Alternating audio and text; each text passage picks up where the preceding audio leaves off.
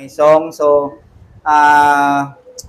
isa ito sa ating gagawin ngayon. Itong mensahe na to, papakita dito kung ano bang storya ng kaligtasan ang meron ng Jews at ang Gentiles. At nawa makatulong sa atin ito para mas ma-appreciate natin ang dinisenyo niyang kaligtasan sa pamamagitan ng gospel.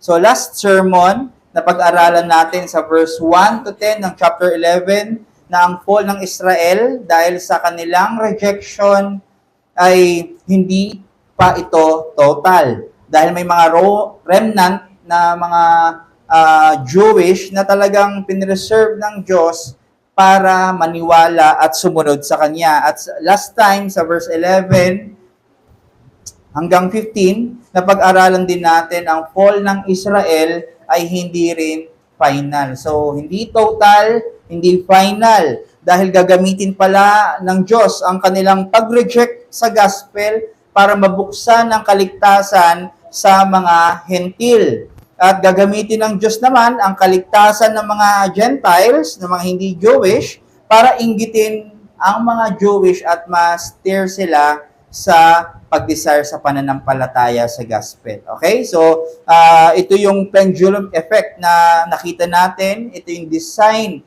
ng kaligtasan ng Diyos para sa Jews at sa Gentiles. So, nakita natin na kaya ng Diyos gumawa ng magandang pangyayari galing sa pangit na pangyayari, at ang intensyon ng Lord sa lahat ng pangit na nangyayari ay restoration, hindi condemnation. Pero syempre, the warning still stands na hindi sa mga hindi maniniwala at patuloy na i-reject ang ebanghelyo, na ang ending nila ay condemnation. So nakita natin na nauna na nabanggit ni Paul ang Gentiles sa verse 13, pero alam niyo po, baka naisip natin no, na kinakawawa ng Jews, ang Gentiles, at ang mga Gentiles ay hindi makapagbasag pinggan. Yan ba yung minsan napipicture natin na talagang ang Jews ang medyo prideful?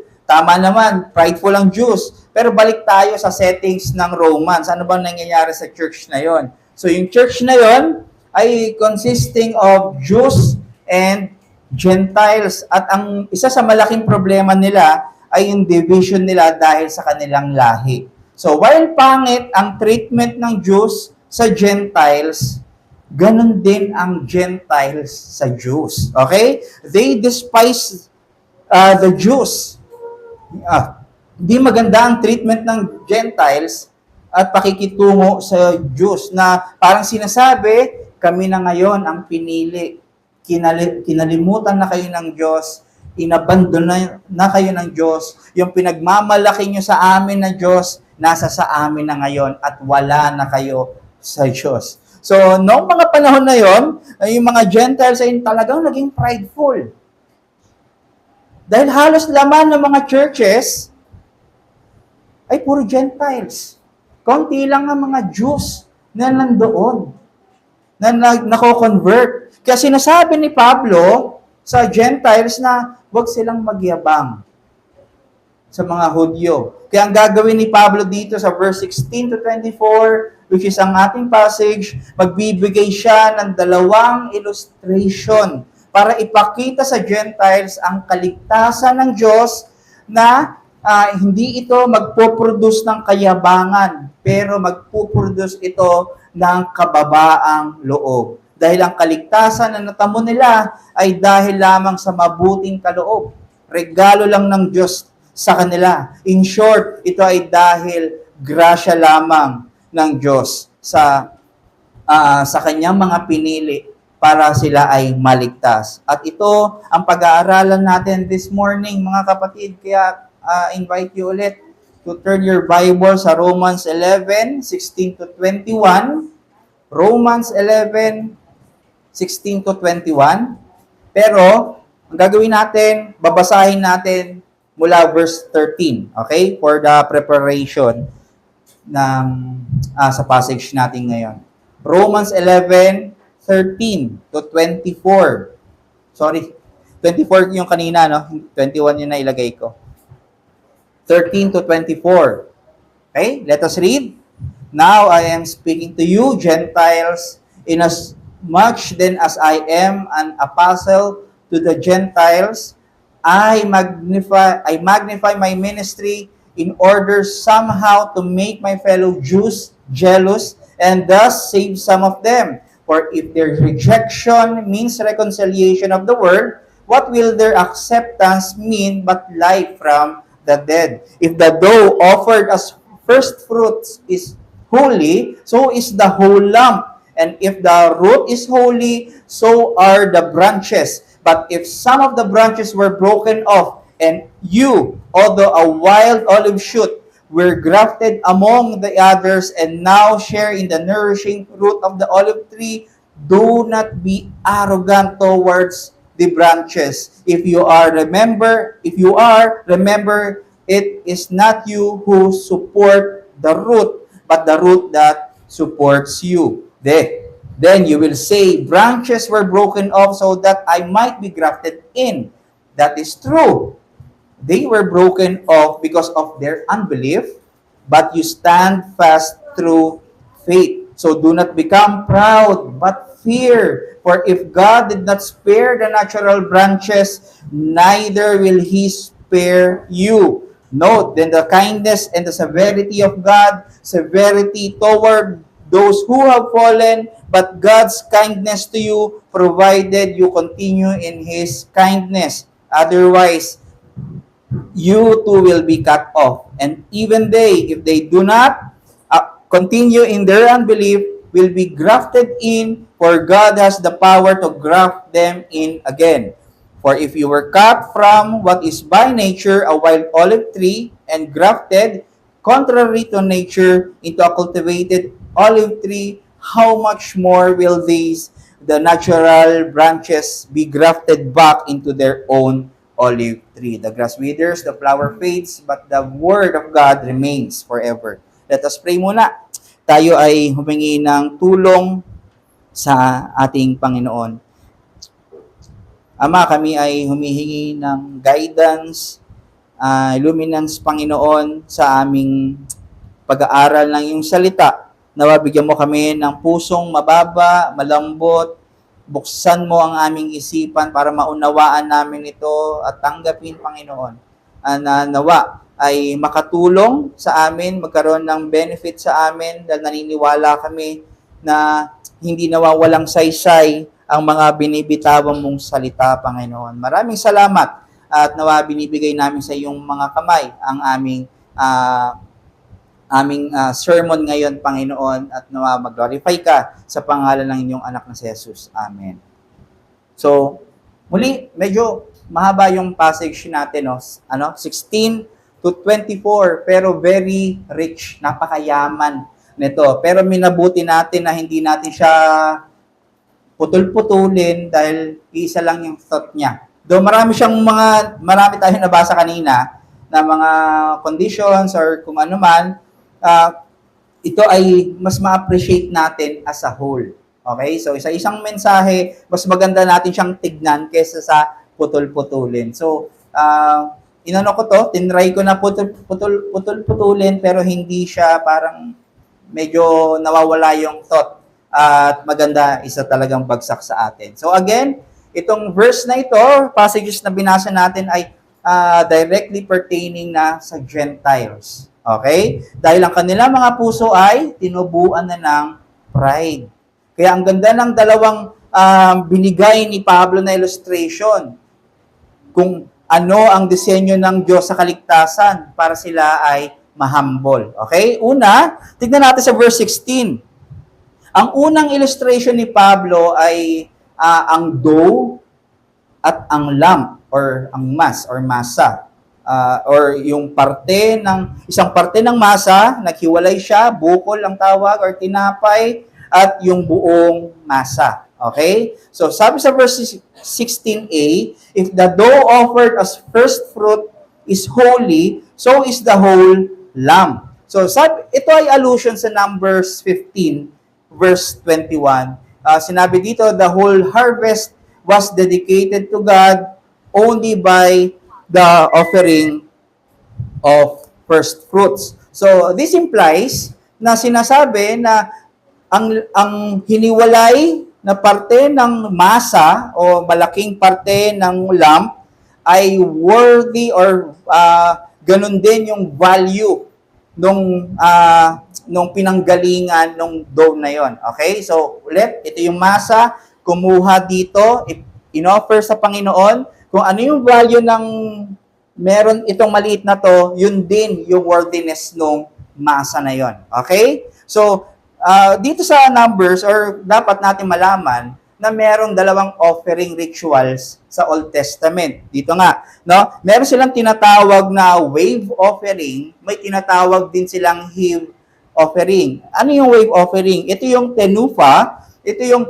nag-e-emphasize sa consecration at acceptance ng Diyos sa iyong dahil sa ikaw ay nagkasala, yung sacrificial na ginawa mo. So, ito ay wini-wave horizontally. Pag sila ay nasa altar, wini-wave na sila horizontally, kumukuha sila ang portion na ito ay galing sa mga hayop. At ito ay nagsisignify na peace offering ng Diyos or ng pare sa kasalanan ng Israel. So expression din itong wave offering na ito sa delight ng Diyos na sila ay nagkaroon ng peace at pagpapakita na tinanggap ng Diyos yung sacrifice na yon. Though, hindi talaga siya pagtanggap, di ba? Nabasa natin sa Hebrews, ito ay pag-e-endure lang doon sa mga sacrifice sa Old Testament. So, ito ay thanksgiving na rin at sa Diyos dahil meron silang kagalakan na sila ay merong peace with God. So, ito yung wave offering. Okay? Pangalawa, yung heave offering. Ito yung teruma. So, ito naman yung nare-reflect na ang Diyos ang nagpo-provide sa kanyang creation. So, ang nangyayari naman dito, ito ay lifted up, vertical motion. Okay? Ay mga first fruit, yung dough, ito ay ibinibigay sa pare. No? Ito, syempre, intended yon sa Diyos, pero ito ay binibigay sa pare. So, ito ay pag-worship, gratitude, dependence sa sovereignty ng Diyos, sa kanyang provision, at consecration.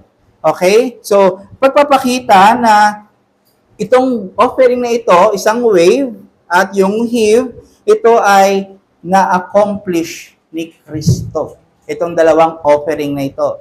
Christ was offered and lifted up on the cross.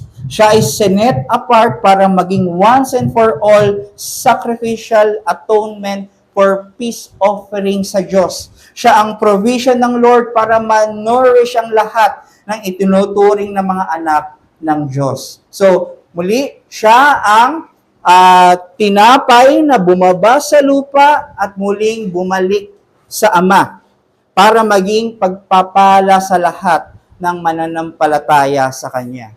So dito sa verse 16a, ginamit ni Paul ang allusion ng dough at mass sa heave offering na sinet apart yung dough na ito at inoffer sa Diyos na nagpapakita na itong dough na ito na sinet apart ay ang mga patriarchs. Okay? Sino yung mga patriarchs? Ito sila Abraham, Isaac, at si Jacob. So, muli, ito yung masa. May kumuha siya ng small portion, first fruit, at inoffer sa Panginoon.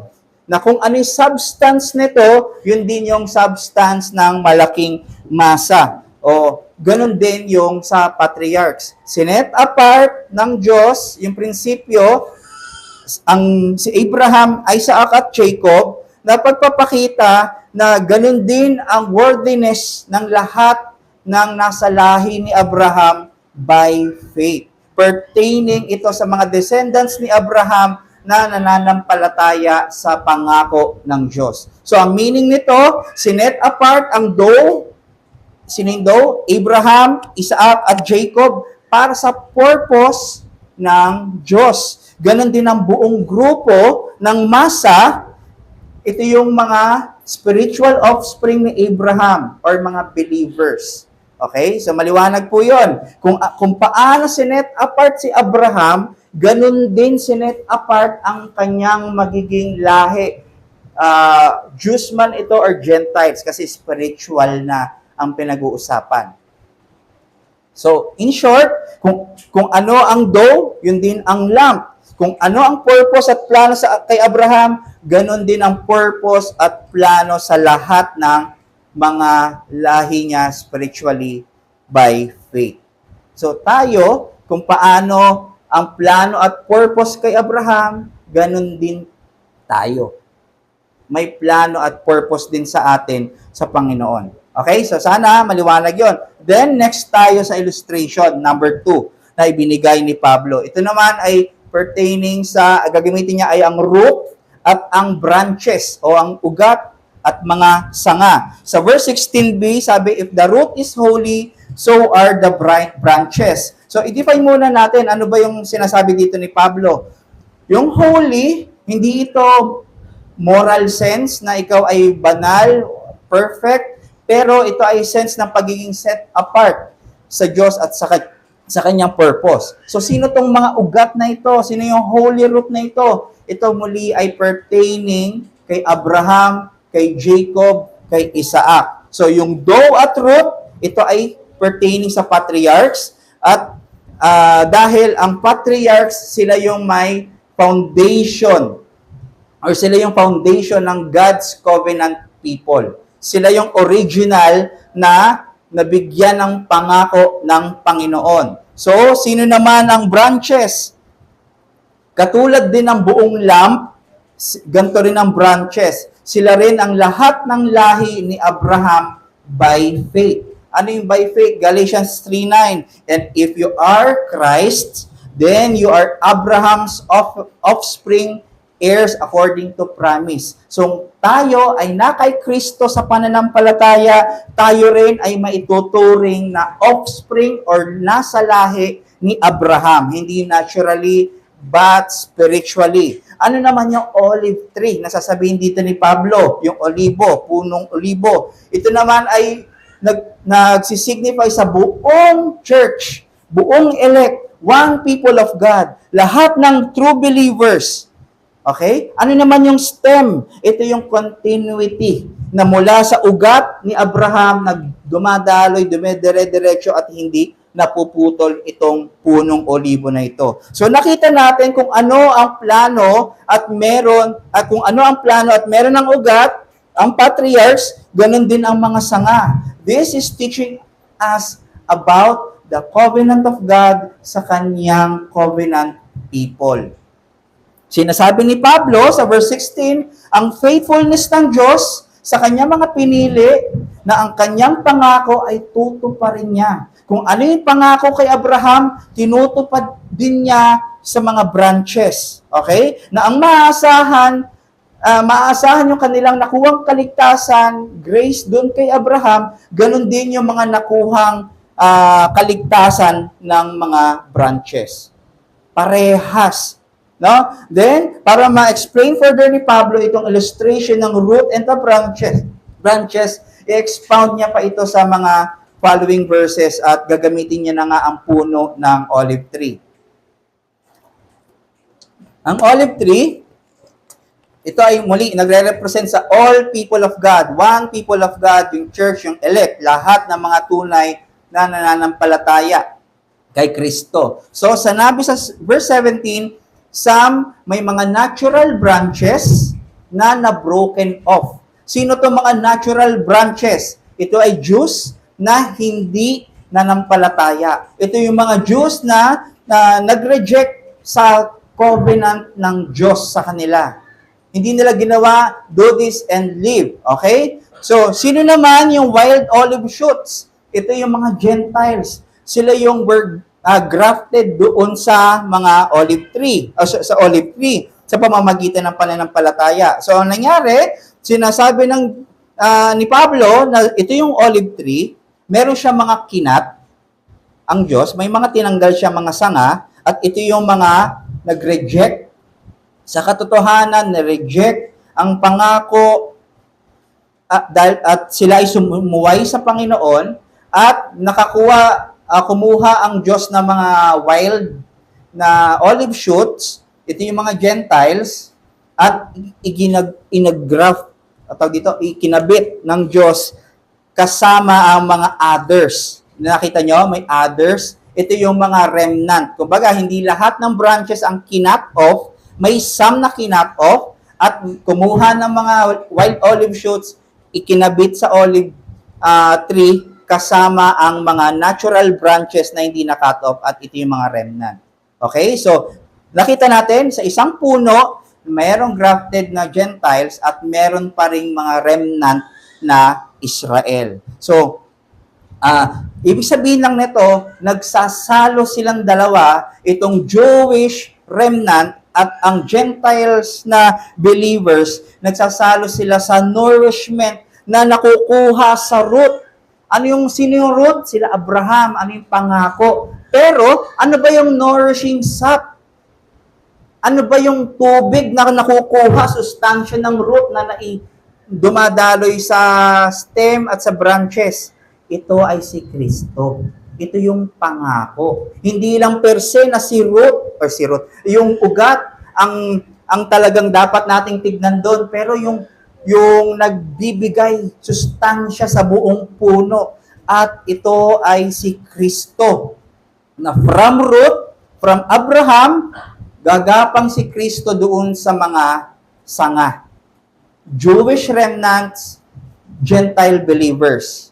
Then sa verse 18, dito na magsisimula mag-warning si Pablo. 'Di ba? Ulit, nagwa-warning si Pablo dito sa Gentile. Sabi, do not be arrogant toward the branches.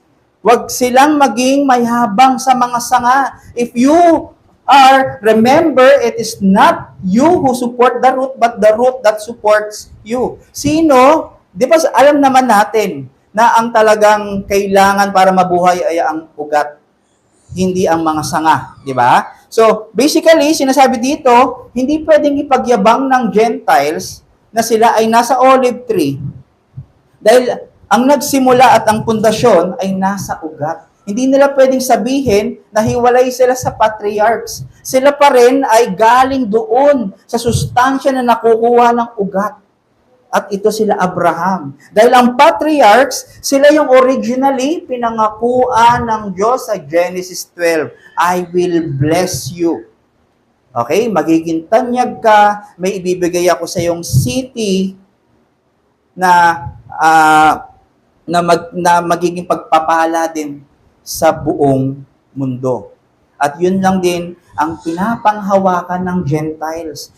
Hindi hiwala yung pangako nila doon sa pangako ng mga patriarchs. Iisa lang sila ng pangako. Then diatribe, di ba? Parang may kinakausap ni Paul yung mga Gentiles kahit siya naman yung gumawa ng mga tanong. So parang may mga conversation dito. Then diatribe si Pablo dito sa verse 19 to 21. So basically, ang sinasabi dito ay nagmamalaki ang mga Gentiles na ang Diyos ay inalis sa olive tree para sila ay ikabit.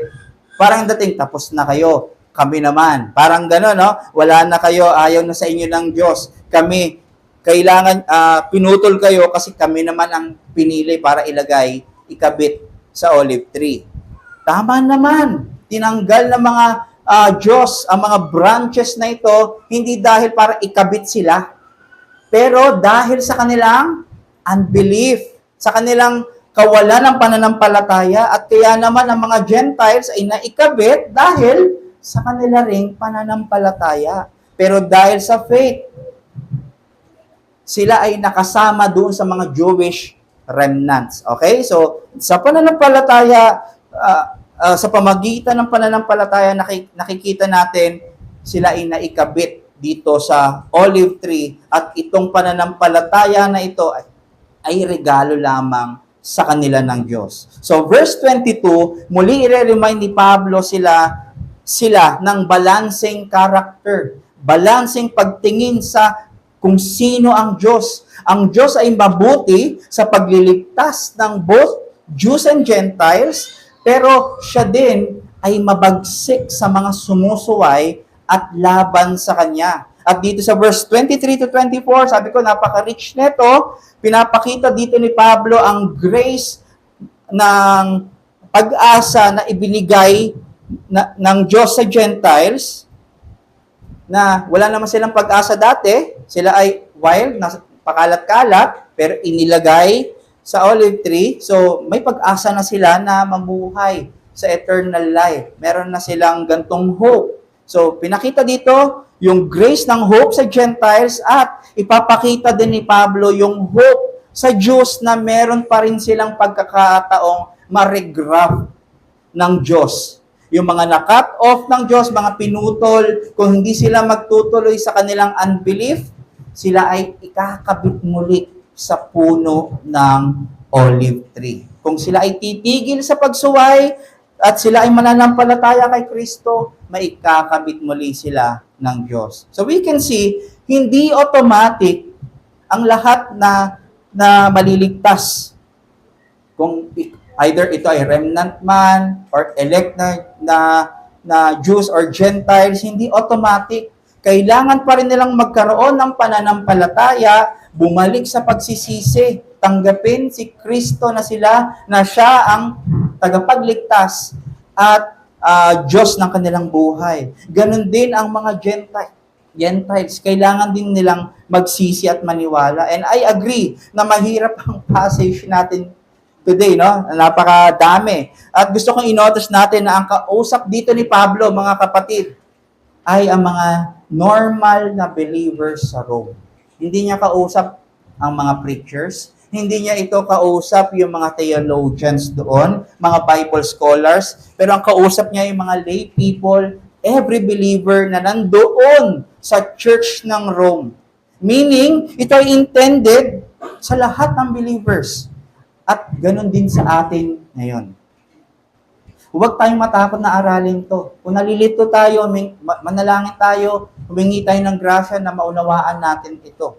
Dahil mahirap at malalim talaga. Meaning lang nito, dinadala na kasi tayo ni Pablo sa detalye ng future na kaligtasan natin na binigay ng Diyos. At pahirap na ng pahirap, yes, dahil papunta na tayo doon sa culmination ng Romans 11, ang mind-blowing na Romans 11:33 to 36. Kung sa chapter 9, hindi madaling unawain, pero mahirap tanggapin, sa 11, mahirap na siyang unawain.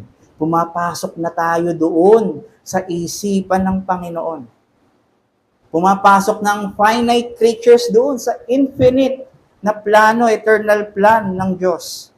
So, paano natin to gagawin? Kailangan natin siya na maipaunawa natin sa atin. So, we see na ang passages na ito ay hindi para ma-neglect ng lahat ng mananampalataya sa atin ngayon na maaral to. Throughout the history, ang mga forefathers, itong passage na to, ay nakatulong at isang warning against anti-Semitism. Meaning, yung anti-Semitism, sila yung mga may hatred sa Jews, sa Jewish people, na kinikilala nila dahil sila ay galit, dahil sila ay ang pumatay kay Kristo. So, galit sila sa mga Jewish. Kaya ito ay pagtuturo sa believers na magkaroon ng humility, ng compassion, at para maiwasan ang threat din ng division ng church dahil sa pride, at mas lalo tayong mamangha ng ganda ng grasya niya na meron tayo ngayon. And also, this passage will teach us to see and know God in the basis of His Word. Hindi doon sa sabi-sabi lang. Kaya ang sermon natin, the kindness and severity of God. Dahil maraming hindi tanggap na ang Diyos ay mabagsik, malupit, kung siya ay susuwayin at i-reject ng mga taong ini-invite niya na magsisi at paniwalaan siya. Kaya nga sa verse 22, severity towards those who have fallen, but God's kindness to you provided you continue in His kindness. At dito natin kukunin, ito yung focal point ng 16 to 24, itong verse 22, dito natin kukunin ang dalawang puntos ng pericope na ito. Una, God's kindness is shown through His covenant with His people Pangalawa, God's severity falls on those who persistently reject Him out of pride. Okay? So number 1, God shows His kindness through His covenant people, His covenant with His people. Ang kabutihan ng Diyos ay nakikita sa pamamagitan ng kanyang tipan sa kanyang bayan. Okay? So, God's kindness has never been cut off from the beginning and will remain in eternity. Kahit isang segundo man lang, pinapakita dito na from Abraham hanggang sa mga sanga at sa mga susunod pang sanga, hindi man lang nag-cut off ang kabutihan ng Diyos kahit isang segundo. Maliwanag yung katotohanan na binigay niya kay Noah sa Noahic Covenant, na gracious siya sa lahat ng tao. Okay? So, hindi ibig sabihin, nung ating point 1, na mabuti lang ang Diyos sa kanyang pinili. Pero gusto kong i-clarify ito na ang Diyos ay mabuti sa lahat ng tao. God is benevolent sa lahat ng tao, believers man o non-believers. Pero ang meaning ng kindness ng Diyos sa passage na ito ay ang kanyang divine favor sa kaligtasan. Ito yung salvific grace and kindness na meron ng isang believer. Itong kindness ng Diyos na ito ay ang pagpasok niya sa finite creation para makipagtipan o makipag-covenant sa tao. At since siya ang nakipag-covenant, He will not ever break it. Hindi niya ito sisirain. Tutuparin niya ang covenant niya from the root, from the small dough na ito, papunta doon sa large na group at batch na yon na hiniwalay niya para sa kanyang kaligtasan. Okay? So maliwanag, ang covenant niya ay nag-stand simula doon kay Abraham at sa lahat ng mga nananampalataya sa pangako na ibinigay kay Abraham, at ito ay si Jesus Christ. Okay? Ang Old Testament ay looking forward kay Christ. Tayong mga New Testament na nabubuhay ngayon, we are looking backwards to Jesus Christ. So sinasabi ni Pablo dito sa verse 16 to 24 na ang kabutihan ng Diyos ay naihahayag niya sa kanyang tipan, sa kanyang covenant na meron ang remnant na Hudyo. Okay?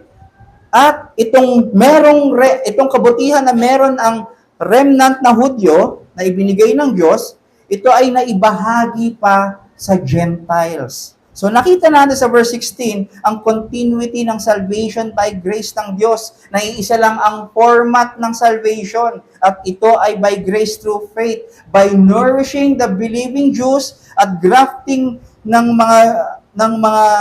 pag-grafting in niya sa mga Gentiles. Until now, patuloy pa rin niyang nino-nourish simula Old Testament. Same nourishment, same substance, same satisfaction and vitamins na meron siyang na ibinigay niya sa Old Testament, ganun din sa New Testament. According sa Ephesians 2:12, chapter 2, verse 12, remember that you were at the time separated from Christ, alienated from the commonwealth of Israel, and strangers to the covenant of promise, having no hope and without God in the world. So, ang Gentiles, kausap neto ni Pablo, ang mga Epeso, mga Gentiles, sila ay strangers sa covenant of promise. Labas sila sa agreement na salvation na ibibigay ng Diyos doon sa Hudyo. Kaya talagang napaka-imposible na makasama sila ng Diyos. Imposible na makasama ng Diyos ang mga Gentiles. Pero sa kabutihan ng Diyos at hindi niya masukat na grasya at habag, sabi sa verse 13 ng Ephesians 2, but now in Christ Jesus, you who once were far off have been brought near by the blood of Jesus Christ. At di lang na-reconcile. Gusto kong i-emphasize dito, hindi lang na-reconcile ang Gentile sa Diyos, pero na-demolish din ang dividing wall between Jews and Gentiles through the death of Jesus Christ. Sabi sa Ephesians 2:15, God has created in Christ a new humanity. Dahil sa dugo ni Jesus Christ, na-create ang one new man in the place of two. Nagkaroon na lang ng iisang tao. At ano ang tao na to? Ito ang church na consists of Christians na walang distinction sa status, sa ethnicity. Sabi sa Galatians 3:28 ni Paul, there is neither Jew nor Greek, there is neither slave nor free, there is no male or female, for you are all one in Christ Jesus. Meaning they are now united in one body. Ano to? The body of Jesus Christ. Sino yung Jesus? Sino yung body of Jesus Christ? Ang church. At ito ay ang God's plan of redemptive unity and peace of Jews and Gentiles that was fulfilled in the gospel. Ito yung na-fulfill ng gospel. So ang punto ko dito, Jews and Gentiles share common redemptive plan through Jesus Christ. Hindi sila magkaiba na plano. Earlier, nakita natin na olive tree, di ba? Ito ay God's people. Regardless kung sila, ang sanga nito ay Jews or mga grafted na Gentiles. Basta sila ay may faith kay Christ, sila ay nasa iisang puno ng olive tree. Hindi dalawa. Iisang puno ng olive tree. So meaning, isa na silang tao, hindi dalawa silang tao na may iisang kaligtasan sa iisang manunubos na si Jesu Kristo. So, walang better sa kanila, Jews or Gentiles. Sila na ay common sa mata ng Diyos dahil nababalutan na sila ng righteousness ni Kristo. So, we can say na ang Jews and Gentiles have a common promise. Genesis 12, kung ano ang promise kay Abraham at sa believing descendants niya, yun din ang promise para sa believing Gentiles. Sila rin ay heirs of every spiritual blessings. Ang believing Gentiles na rin ay tinatawag ng Diyos na children of promise of God, na dati children of wrath. Sila na rin ay may common way of salvation. Parehas na ang source nila at designer ng kaligtasan ay ang Diyos. Na ang nagde-decide na magliligtas ay ang Diyos. Sabi sa Romans 9:15, I will have mercy on whom I have mercy. I will have compassion on whom I have compassion. Sila ay same. Sila ay may same na instrumentation na ginawa ng Diyos para sila ay ma-justify. At ito ay through faith in Christ. Meron din silang common nourishing sap. At ito si Jesus Christ. Meaning, Jews and Gentiles ay may common na forgiveness. Iisa lang ang meron silang kapatawaran. Meron silang common atonement. Yung paglilinis sa kanila. Meron silang common mercy. May iisa silang habag na nakuha. Common grace at common justification. Na sila na ay ganap na sa mata ng Diyos na sila ay hindi na makasalanan at sila na ay inosente. Sila ay nakatanggap ng common love mula kay Kristo. Sila ay preserved with the common hands na wala na makakakuha doon sa kanila kahit anong pwersa sa mundo. Meron silang common assurance na kung paanong hindi tataob ang kaligtasan ng Jews, ganun din ang kaligtasan ng Gentiles dahil meron silang common mediator na si Jesus Christ na may common na intercessor na nag-i-intercede sa kanila at common advocate na hanggang ngayon ay nag-work pa rin ang kanyang righteousness na ginawa sa krus para sa kanyang mga pinagkamatayan. Meron silang common end. Ito ang eternal life. Kung dati ang buhay ng Gentiles ay downward spiral, ngayon ay upward spiral na dahil sa Ebanghelyo. Kahit may trials, yan ay para sa kanilang transformation. From glory to glory, deeper. Magiging deeper ang knowledge nila sa grasya. Conformity kay Kristo. Magiging malago sila sa pagiging kawangis ni Kristo sa kabanalan. Deeper communion with the Trinity. Magkakaroon lalo sila ng kanilang pagiging isa dahil sa mga means of grace na ibinigay ng Diyos sa kanila. Nag-i-increase ang kanilang delight sa pag-serve at pagiging blessedness nila dahil nakikita nila na ito ay hindi ako worthy na iligtas mo, pero sa iyo ang lahat ng papuri at pagsamba. Meron silang same at common glorification, same glory na to be revealed pagdating ni Kristo na ma-experience ng Jews at ng Gentiles. Sila ay parehas magkakaroon ng beatific vision, blessed vision, as seeing God face to face, the telos of man. Ganto kaganda ang kabutihan ng Diyos sa kanyang mga anak. Walang partiality, walang better, parehas ang pag-ibig ng ibinigay ng Diyos sa kanila. Ito yung dapat na-appreciate ng both Jews at lalong-lalo na ang Gentiles. Sila lamang ay wild shoots, olives, na ikinabit para bigyan ng buhay at sustansya ng Diyos. Tayo mga kapatid, since tayo ay mga Gentiles, hindi tayo Jewish, di tayo galing naturally sa Diyos. Na-appreciate ba natin na ang natanggap nating biyaya na kaligtasan? O worried pa rin tayo sa kaligtasan natin pag may mga hardships tayo?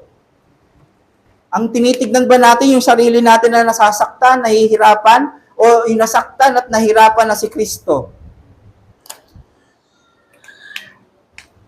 Na instead, maging confident tayo sa kabutihan ng Diyos sa atin, pero we live in fear, sa takot, sa anxiety. Mga kapatid, sabi sa 1 Peter 4, huwag na tayong magulat sa sufferings dahil tayo ay iisa na kay Kristo. Tayo ay dapat humarap sa hardships to refine us, to transform us in His image. Diba? Christ is the common person to represent us. Wala siyang mas better na ibinigay para sa Jews at Gentiles. Ang kanyang sarili, iisa ang kinikilala ng Diyos. Kaya hindi tayo pwedeng magyabang. Paano natin i-treat ang mga Jewish people? Hindi natin pwede silang yabangan na tayo ngayon ay Christians. And this leads to our second point. Una, God's kindness is shown through His covenant with His people. Pangalawa, God's severity falls on those who persistently reject Him out of pride. Ang kabagsikan ng Diyos ay babagsak sa mga patuloy na tumatanggi sa Kanya dahil sa kanilang mga pride o kayabangan. Ito ay warning ni Pablo sa mga Jews and Gentiles na parehas nilang mararanasan ang bagsik ng Diyos dahil sa pagsuway nila. Gusto ko lang ma-note dito, neither Jews nor Gentiles are exempted to God's condemnation. Hindi exempted ang Jews, ganun din ang Gentiles. Ito ay warning parehas sa kanilang dalawa. Warning ito ni Paul sa mga Jews na broken off or na cut off, na kung sila ay magpapatuloy sa pag-ayaw sa Diyos, hindi sila mag-grab muli. Hindi na sila kukunin para iligtas ng Panginoon. Again, dahil sa rejection ito at hardening of hearts ng Jews, nabuksan ng kaligtasan sa Gentiles at gagamitin ng Diyos ang kaligtasan na ito ng Gentiles para inggitin ang Jews. Makikita kasi natin na ang mga unbelieving Jews na makikita ng mga unbelieving Jews na yung blessings na meron sila dati, ini-enjoy na ng Gentiles. At makikita nila, bakit ganun yung bunga? Wala akong ganung bunga. Ba't sila nagbubunga ng ganun? So, magkakaroon sila ng pagkainggit doon at ang gagawin nila, aasamin rin nila na manampalataya doon sa gospel para magkaroon sila ng ganung bunga.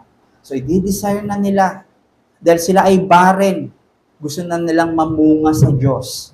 So, itong Diyos, so may mga Diyos talaga na maiinggit.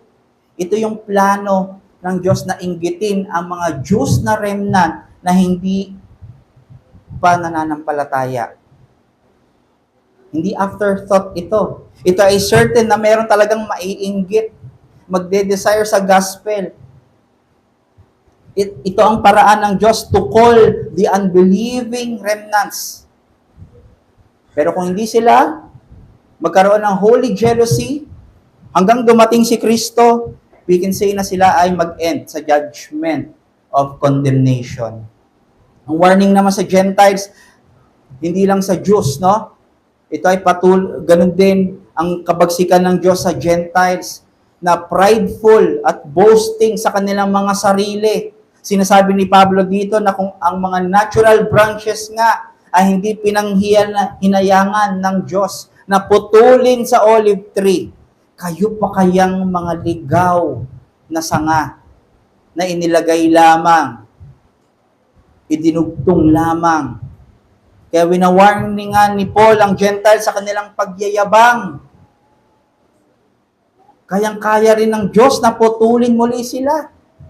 Dahil kung ang Gentiles ay contrary sa nature ng pag-graft sa tree, di ba? Contrary. Mas lalong madaling ikabit ang mga sangang originally na na-cut off sa olive tree. Kaya di talaga dapat magyabang ang mga Gentiles. Dahil sabi nga sa Corinthians, kung meron silang ipagyayabang, ito ay si Kristo at ang grasya na meron sila.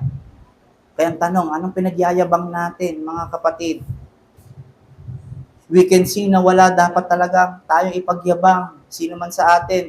Dahil ang kaligtasan ay solely God's grace and by His prerogative. Kaya nga sabi sa Ephesians 2:8-9, we are saved through faith by grace, so no one will boast. Walang pwedeng magyabang. Ang Diyos lamang ang may kakayahang mag-graft, magputol, at mag-regraft.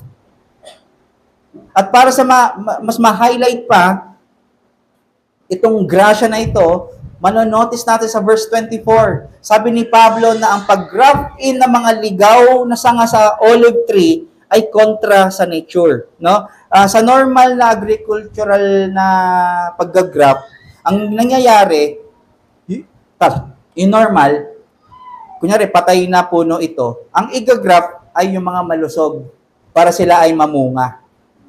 Ang ginawa ng Diyos baliktad. Itong malusog na ito, ang ginraft ay yung mga ligaw na sanga. So, ibig sabihin, ito ay mas hina-highlight yung grace ng Diyos sa illustration na ito. Paul is teaching the sovereign grace of God sa pagtawag ng Gentiles at sa kamangha-mangha niyang paraan na hindi limitado sa natural logic, natural way na paraan, kahit pa sa science. Kaya yung ating pagtawag, yung ating conversion, hindi kayang ipaliwanag ito ng kahit ano. Ang makakapagpaliwanag lang dito ay ang Bible. Hindi kaya ng science ipaliwanag ito. At ito ay patunay na ang kaligtasan ng Diyos ay higit sa wisdom ng tao para isipin. Dahil siya lamang ang may kapangyarihan para magligtas. So ang punto, salvation belongs to God alone. He alone has the power to accomplish and grant it. So, nasa kanyang mga kamay ang kaligtasan. Again, He can graft in, He can cut off, and He can regraft sa mga branches na ito. So, imbes na magyabang ang mga Gentiles, sabi, kayo ay matakot, banal na takot, na huwag silang maging boastful, tumingin sa sarili, na kaya ako naligtas dahil special ako, na mabuti naman ako, na ganito kasi ginawa ko. Hindi po, dahil mabuti ang Diyos. So we can say, both Jews and Gentiles share a common warning. We can understand na meron silang common problem. Ano yung common na ito? Pride. Ang Jews, prideful sila na they want to establish themselves rather than submitting to the will of God. Ang Gentiles naman, prideful sila dahil inaangat nila ang sarili. Sabi sa verse 18, do not be arrogant toward the branches. Dahil ang nasa isip nila, kaya lang naman kinat off to mga branches para makapasok kami. This implies na they are thinking of themselves na better sa Jews. At sabi ni Paul, katulad ng mga unbelieving Jews, kayang putulin din sila ng Diyos. So kung mag-persist pa rin ang mga pride nila, ang common problem nila, meron silang common end. They will be cut off and will be put to common damnation. Kung sila ay patuloy na magiging prideful, sabi ni Paul, ang Diyos ay mabagsik sa kanila, sa mga hindi sumusunod sa Kanya. At mabuti, provided you continue in His kindness. Ano yung continue in His kindness? Meaning ng phrase na ito ay continue in His grace. Kung continue in His grace, may pride ba doon? Wala. Kung pagiging steadfast in faith, may pride ba doon? Wala, kasi depending on Christ. At mag-continue to be fruitful to God. Hindi maging fruitful sa sarili. Hindi ibig sabihin na nawawala ang kaligtasan ng Gentiles. Nag-graph, pwede silang putulin. Pwede natin maisip yon. Pero we know na may dalawang classification ng church. Isa ay yung invisible church o universal church na ito ay yung whole number ng elect. Ito ay spiritual at hindi nakikita. Pangalawa, ito naman ay ang local church na nakikita sa mundo. Itong meron tayo. So we can say na sila, itong mga Gentiles na ito, sila ay prideful. Kinalimutan nila yung first love nila. Na dapat si Kristo, nakita na nila, oy, worthy ako, kaya ako Christian. It might na nasa church sila, sa local church. Pero sa judgment, sila ay ka-cut off ng Diyos. Pwede. Pwede rin namang nang mangyari na sa history na sila ay ma-cut off through excommunication. Na hindi pala talaga sila part ng church. Dahil ang pride, dahil sa pride, mga kapatid, ito ay visible marks ng pagiging wala kay Kristo. Kala natin nagyayabang lang? Hindi. Ito ay visible mark na wala kay Kristo. Ang gospel ay humility. Story of humility. Nagpo-produce ng humility, hindi pride. Ang pride nga ang dapat tinatanggal ng gospel. Yun ang effect sa atin. Kung tayo ay nakatanggap ng gospel, magiging mababa ang loob natin. Kaya di ba, once na we put our faith in the gospel, we understand that we uphold the law of God. Inaral natin kanina. It is because dito tinatransform tayo sa imahe ni Kristo in humility. Hindi yung ano ba pwede kong gawin dyan para maging conform ako kay Kristo. Hindi ganun. Ayaw ng Diyos ang pride, ang kayabangan. Yan ang ugat ng carnal, ng pagiging carnal at magli-lead sa rebellion. Kaya sabi sa James 4:6, God opposes the proud but gives grace to the humble. Hindi lang ito isang behavior na context. Ino-oppose, ika-cut off ka sa profession mo na ikaw ay Kristiyano. Pride is the one of the most frequently condemned sin in Scripture, Old Testament and New Testament. Ito ay direktang opposed sa character ng Diyos. Kaya karamihan din sa Scripture, ang pagtuturo ay nag-e-end sa humility before God. Katulad na lang ng message natin ngayon. Humility. This should humble our prideful hearts before God. Dahil ibinababa ng Diyos ang ating puso. At alam niyo ba, kaya natin doon dapat aralin? Sabi, ginigising daw ang mga elect ng Diyos. Binawarningan tayo. At yung paggising niya sa elect ng mga warning na ito, yun ay ang kanyang paraan para i-preserve tayo at tayo ay mag-persevere sa ating kaligtasan. Hindi para matakot, pero ma-confirm na we are in Christ. Sabi sa Proverbs 16:5, everyone who is arrogant in heart is an abomination to the Lord. Be assured. Kaya be assured, kung nagyayabang ka, sigurado ka ba talaga sa Diyos? He will not go unpunished. Ang mga mayayabang hindi pwedeng mapalagpas ng Diyos. Kasi hindi lang ito basta mali. Pero isang abomination, isang hateful sa mata ng Diyos. Kaya naman, kalaban ng Diyos ang mga prideful na tao.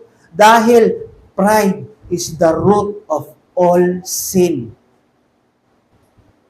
Kaya yung mga puputulin na Gentiles dahil sa pride, pagpapakita lang nila na hindi talaga sila sa Diyos. Kasi iba ang bunga nila.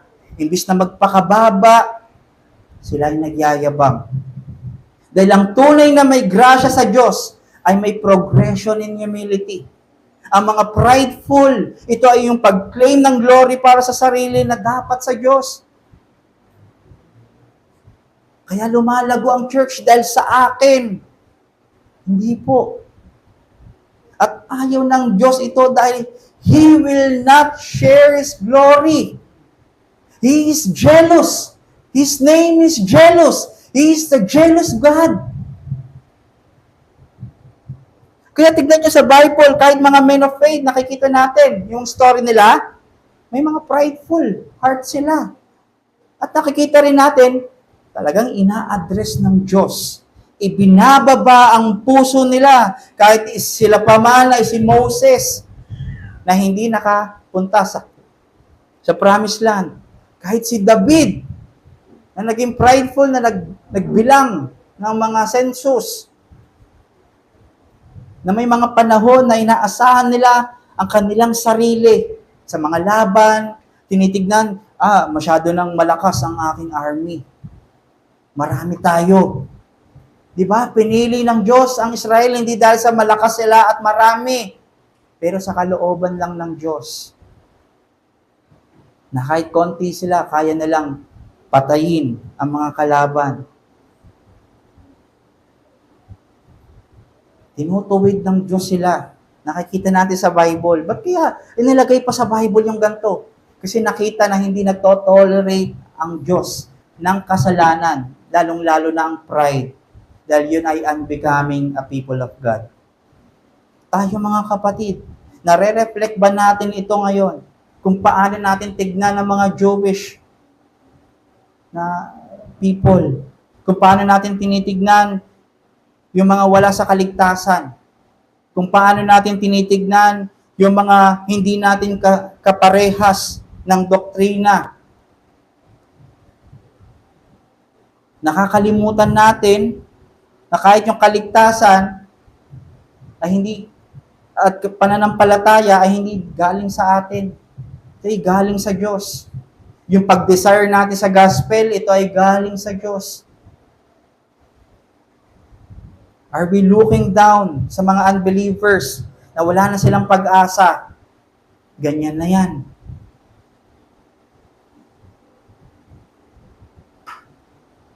Do we allow ourselves na mag-commit willfully sa kasalanan? Kasi alam natin, makaka-bounce back naman tayo eh. Kasi gracious ang Diyos. Alam ko gagawin ko. Sabi ni ganito, saan tayo nakatingin?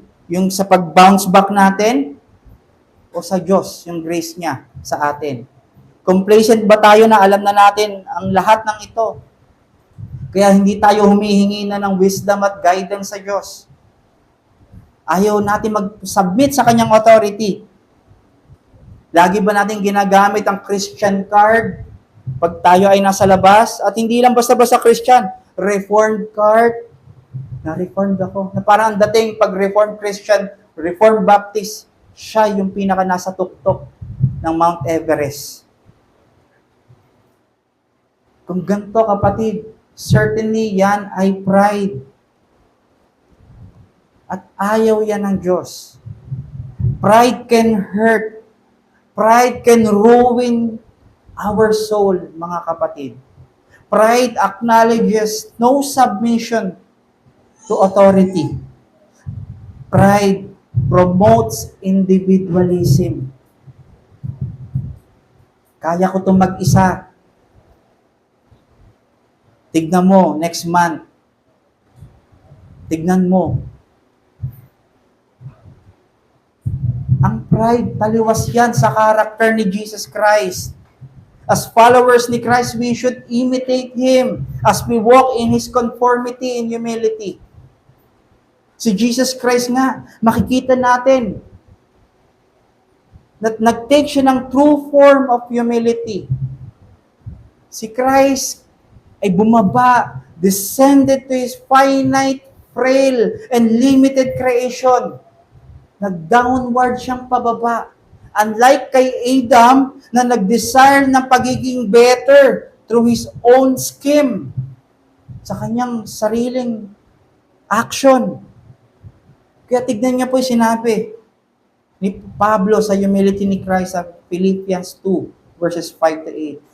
Have this mind among yourselves, which is yours in Christ Jesus, who, though He was in the form of God, did not count equality with God a thing to be grasped, but emptied Himself by taking the form of a servant, being born in the likeness of men, and being found in human form.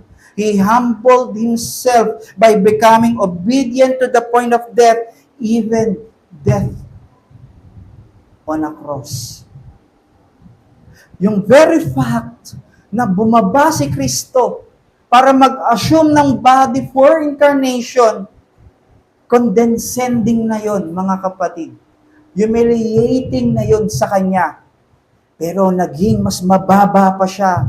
Naging downward pa ang kanyang humility. He took the form of servanthood, the lowest status of man.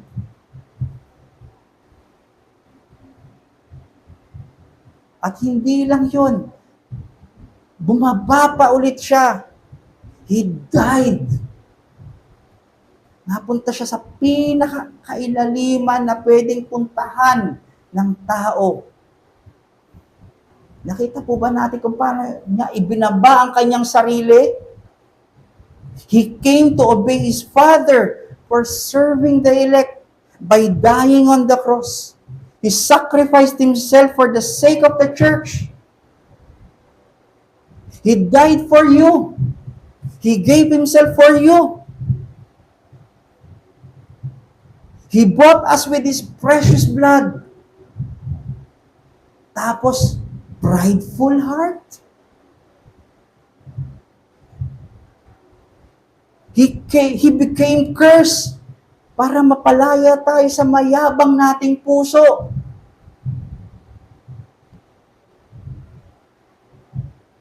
Pero we cherish ang pagiging prideful. We exercise ang pagiging prideful. Imagine, Christ is God, pero He chose to be humiliated for you. Bumaba siya para sa'yo. Hindi lang para gawin yon, para makapag-sympathize siya ng maigi sa ating mga tao in every sufferings, in every weaknesses na meron tayo. Worthy siya na makipag-sympathize sa atin, sabi sa Hebrews. Walang ibang pwede na makaunawa sa atin kundi siya. Pero with our prideful heart, we take Him for granted. We commit those things na pinagkamatayan niya on the cross. Ang masama niyan, we live as if dun sa mga taong hindi kasama sa kanyang definite atonement. Kapatid, ito ang ebanghelyo. Dapat itong illustration ni Pablo ay magtulak sa atin sa humility. Magtulak sa atin na we serve with a humble heart. Natitignan natin yung ating sarili na hindi mataas sa iba. Hindi mataas sa Diyos. Kasi kung mawawala yon, very dangerous. Ang sabi kanina, Gentiles tayo. Kung kaya niya tayong inilagay sa olive tree, mas kaya niya tayong tanggalin. Mas madaling ibalik ang mga natural branches kaysa sa atin. Nakita po ba natin ang kabutihan ng Panginoon? Mabagsik siya sa mga sumusuway sa Kanya. Pero tignan nyo, nasan tayo ngayon? Dinala tayo sa katawan, kasama ng mga inalagaan, pinreserve niya from the Old Testament. Nakita po ba natin ang goodness? Itong goodness ay displayed on the gospel. Kaya palagi, we have to preach the gospel on ourselves. Remind ourselves sa goodness ng Diyos at sa kanyang severity para balanse ang ating pamumuhay. Hindi tayo legalistic, hindi tayo antinomian, tayo ay biblical na nananampalataya sa Kanya. Ang challenge, check our hearts. Kailangan nating i-reflect ang puso natin sa puso ni Kristo. Dahil pag ganun palagi ang ating measurement, we will cultivate humility. Kung si Christ nga. Simula pa lang nung kanyang incarnation ng baby siya, despisement na ang nakuha niya. Sabi sa Isaiah 53, walang may gugustuhin siya. Kaya this will cultivate our humility. Pag sine-check natin ang puso ni Kristo sa puso natin. Kung madalas natutuwa tayo sa blessings na meron tayong katulad ng mga patriarchs, wow, ganun pala ang kaligtasan. Minsan overwhelmed tayo, no? Si Abraham, meron din ako. Pero pagdating na sa pagiging set apart ni Abraham para sa purpose ng Diyos, ayaw na natin. Gusto natin yung promise kay Abraham. Pero yung pag-set apart niya na tayo ay babaguhin at papakabanalin, tamad na tamad tayong i-practice. Kaya muli, sinulat to para magising tayo. Nag-grace lang, nailagay tayo sa olive tree. Para ma-rebuke ang prideful hearts natin.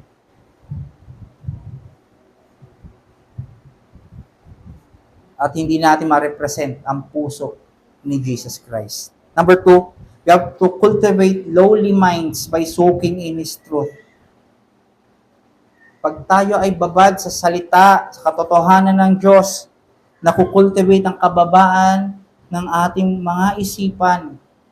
Nire-remind tayo na identified tayo kay Kristo. Ang identity natin ay we are united kay Kristo. Nakatulad ni Abraham, na kahit si Isaac na kanyang anak ay ibibigay niya. Kasi reminded siya, kanino ba siya na-identify? Sa anak ba niya o sa Diyos? Tayo. Kanino ba tayo na-identify? Yes, pwede tayo ma-identify sa mga parents natin, sa kung anong work natin, pero temporal lang lahat yan. Ang talagang asamin natin, ma-identify tayo kay Kristo. Love. Para malaman ng mundo na ikaw ay disipulo ni Kristo, ikaw ay may pag-ibig. Kailangan natin na mamuhay ayon sa pangako at ayon sa consecration purpose ng Panginoon sa atin. At ito ang ganda ng gospel. Hindi lahat ay nakakaunawa nito. Kaya pag naunawaan mo siya, yung ebanghelyo, praise God. At wag mo lang siyang hanggang sa isip. I-practice mo kung ano yung prutas, bunga ng ebanghelyo sa iyo. At sa lahat ng mga wala pa kay Kristo, wala pang pananampalataya, huwag kang maging complacent, kapatid. Kung ikaw ay nabubuhay na wala namang sakit, ikaw ay sagana, hindi yan ang kalooban ng Diyos. Ang kalooban ng Diyos ay tawagin ang lahat ng tao para magsisi. Pero, syempre, hindi lahat ay tutugon. Ang sabi niya, ang gospel ay kailangan maging global, mai-present to the ends of the world. Kaya kung wala kang pang pananampalataya, ikaw ay wala sa olive tree na chine-cherish ng Diyos. Ikaw ay naligaw pa rin. At ang kailangan mo ay mag-graft doon sa puno na yon. Bitawan mong ang iyong kasalanan. Pagsisihan mo yan, kapatid.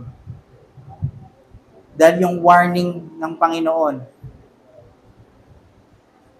mabagsik ang mangyayari at may experience ng lahat ng hiwalay sa kanyang grasya. At hindi lang ito 1 year, hindi ito 2 years, ito ay in eternity na pagkakahiwalay sa kanyang grasya. Hindi mo makikita siya face to face. Kaya we are praying na makasama ka namin. Panampalatayaan mo ang ebanghelyo na si Kristo ang namatay sa krus ng Kalbaryo. At namatay at nabuhay muli para kung sino ang lahat ng mananampalataya ay hindi mapapahamak, kundi maliligtas. Kung naririnig mo na ito dati, huwag mong tigasan ang iyong puso, kapatid. Tinatawag ka niya para pagsisihan ang iyong kasalanan mula pa ng bata. Nawa ay bigyan at buksan ka ng grasya ng Panginoon. Let us pray. Maraming salamat, Father God, sa aming narinig na mensahe sa iyo. Nawa, ma-stir up ang aming pananampalataya.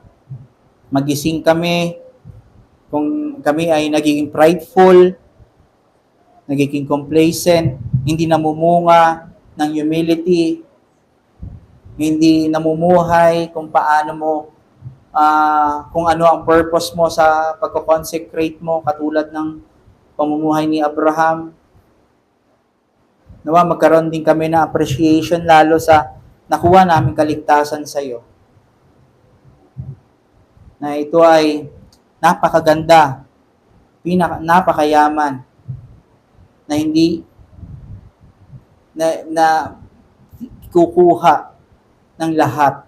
Kaya maraming salamat sa biyaya mo na nai-graft mo kami by faith sa olive tree. Lahat ng mga mananampalataya dito ay nurtured by Jesus Christ, the common nourishing sap ng lahat ng mananampalataya sa iyo. Maraming salamat muli, Panginoon, at i-prepare mo ang aming puso para sa aming partake na Lord's table. Sa pangalan ng inyong anak na si Jesus. Amen.